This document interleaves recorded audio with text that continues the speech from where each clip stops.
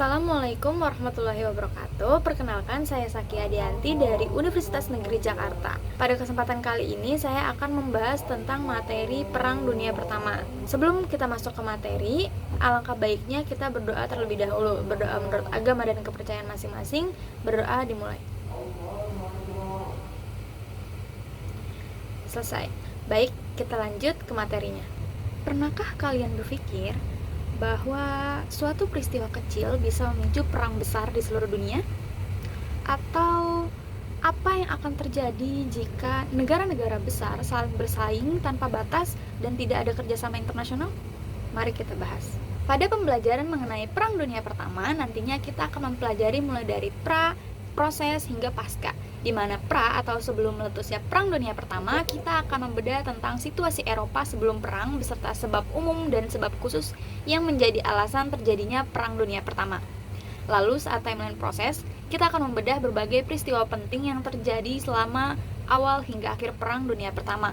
Dan yang terakhir, dalam timeline pasca, kita akan membedah tentang dampak atau akibat dari terjadinya Perang Dunia Pertama, baik dampak politik, sosial, maupun ekonomi. Oke, mari kita masuk ke pembahasan yang pertama, yaitu mengenai situasi Eropa sebelum Perang Dunia Pertama. Pada akhir abad ke-19, Eropa berada dalam situasi politik yang kurang stabil. Saat itu tumbuh kekhawatiran di masing-masing negara akan adanya serangan dari negara lainnya.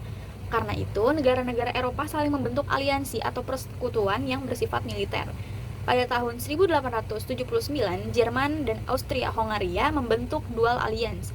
Nah, melalui aliansi, maka setiap negara yang terikat saling membantu dari serangan ketika terjadi peperangan. Untuk menghadapi kekuatan ekonomi Jerman yang saat itu kian menguat, maka pada tahun 1904, Inggris dan Prancis membentuk aliansi bernama Entente Cordiale.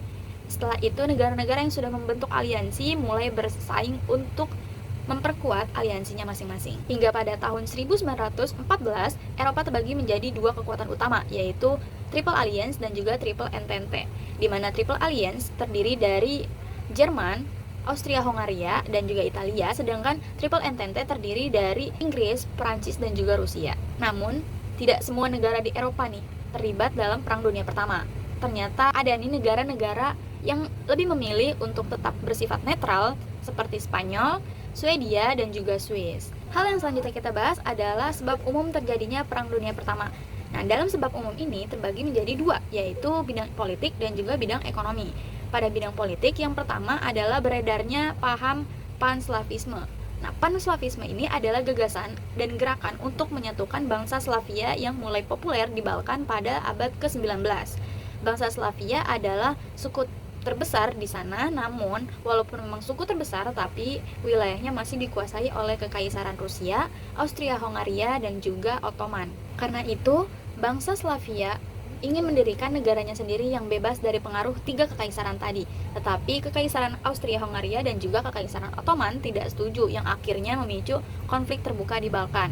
Contohnya konflik Austria-Hongaria dengan Serbia, Bosnia, dan juga Herzegovina. Nah, yang kedua adalah berkembangnya paham atau gagasan Pan-Jermanisme. Pan-Jermanisme adalah ide untuk menyatukan negara-negara berbahasa Jerman di bawah Prusia, dipimpin oleh Otto von Bismarck. Nah, ide ini diwujudkan lewat perang. Contohnya adalah Perang Austria-Prusia pada tahun 1866 dan juga Perang Prusia-Prancis pada tahun 1870 sampai dengan 1871.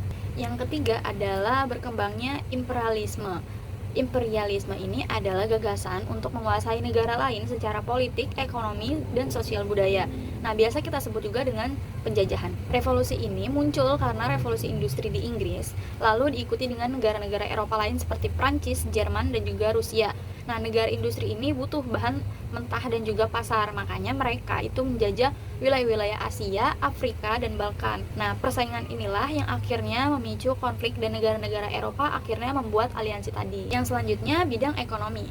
Inggris dikenal sebagai salah satu negara Eropa yang punya banyak wilayah koloni di dunia, seperti Asia, Afrika, Australia, dan juga Amerika. Nah, koloni-koloni Inggris sukses membantu menopang pertumbuhan industri di Inggris. Nah, Kekaisaran Jerman yang pada saat itu baru berdiri di tahun 1871 mulai membangun industrinya dan sukses menjadi saingan Inggris. Nah, keuntungan industri itu dipakai oleh keduanya, Jerman dan Inggris, untuk memperkuat militer dan juga armada laut demi menjaga dan memperluas wilayah kekuasaan, yang mengakibatkan munculnya perlombaan persenjataan di Eropa dan memperbesar ketegangan yang akhirnya meledak menjadi Perang Dunia Pertama. Yang kita bahas selanjutnya adalah sebab khusus terjadinya Perang Dunia Pertama. Nah, sebab khusus terjadinya Perang Dunia Pertama adalah berita terbunuhnya Pangeran Franz Ferdinand pada 28 Juni 1914. Nah, putra mahkota Austria-Hongaria, Pangeran Franz Ferdinand beserta istrinya tewas dibunuh saat berkunjung ke kota Sarajevo. Pelakunya adalah Gavrilo Princip, yaitu anggota kelompok nasionalis Serbia yang bernama Black Hand. Kejadian ini itu membuat Austria-Hongaria marah besar dan langsung menyalahkan Serbia atas kejadian ini, yang pada akhirnya Austria-Hongaria menyatakan perang terhadap Serbia. Dalam waktu yang singkat, negara-negara aliansi pun ikut turut terlibat dan memicu pecahnya Perang Dunia Pertama. Perang Dunia Pertama dimulai pada 28 Juli 1914, dipicu pembunuhan Pangeran Franz Ferdinand, putra mahkota Austria-Hongaria. Rusia membela Serbia dan Jerman membela Austria-Hongaria. Karena hampir seluruh negara di Eropa terikat aliansi, konflik ini cepat meluas hingga akhirnya hampir seluruh Eropa terlibat. Nah, ketika perang terjadi, terbentuklah dua blok besar, yaitu blok sentral Triple Alliance seperti Jerman, Austria-Hongaria, Kesultanan Utsmaniyah dan Bulgaria, serta blok sekutu atau Triple Entente seperti Inggris, Prancis, Rusia disusul Italia di tahun 1915 dan Amerika Serikat di 1917. Kemudian terbagilah juga front perang atau wilayah utama perang, yaitu front barat dan yang terjadi di Belgia dan Prancis antara Jerman melawan Inggris, dan Prancis dikenal dengan Perang Parit, dan front timur yang terjadi di perbatasan Jerman, Austria-Hongaria, dan Rusia, di mana Rusia menyerah dan keluar dari perang pada tahun 1917 dengan menandatangani perjanjian damai dengan Jerman yang disebut Perjanjian Brest-Litovsk. Akhir dari Perang Dunia Pertama berakhir di 1918.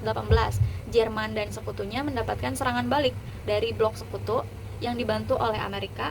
Kemudian blok sentral semakin terdesak dan Jerman akhirnya menyerah dan menandatangani gencatan senjata pada 11 November 1918, dan perang resmi berakhir lewat perjanjian Versailles yang ditandatangani 28 Juni 1919 setelah 5 tahun pembunuhan Franz Ferdinand. Nah, hal yang terakhir yang kita bahas adalah dampak dari Perang Dunia Pertama.